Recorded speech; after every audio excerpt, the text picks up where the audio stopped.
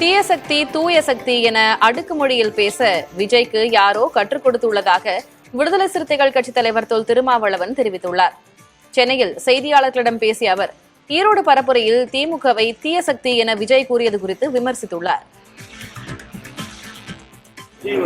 கூட்டத்தில் பேசும்போது திமுக ஒரு தீய சக்தி, தாவேகா ஒரு தூய சக்தின்னு மாதிரி பேசியிருக்காரு.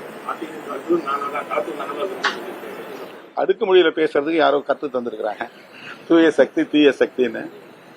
மக்கள் முடிவு செய்வார்கள். தான் சினிமா வசனம் பேசுவதாக கூறிவிட்டு முதலமைச்சர் சினிமா வசனம் பேசுவதாக தாவேக தலைவர் விஜய் விமர்சித்திருந்த நிலையில் அதற்கு திமுக பதிலளித்துள்ளது. முதல்வர் கூறிய ஒரு வாசகத்தை மனப்பாடம் செய்து அதனை விஜய் அப்படியே ஒப்பிப்பதாக திமுக செய்தி தொடர்பாளர் டி.கே.எஸ். இளங்கோவன் கூறியுள்ளார்.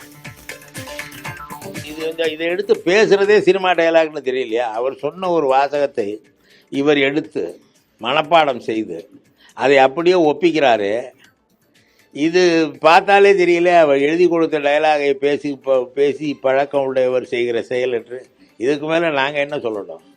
இதை எடுத்து சொல்லும் பொழுதே அவர் பேசிய எந்த வில்லா பேச்சையும் விட்டு தன்னை பற்றி குறிப்பிட்ட ஒரு விஷயத்தை மட்டும் மனப்பாடம் செய்து கொண்டு ஒப்பிக்கிறார். அவ்வளோ.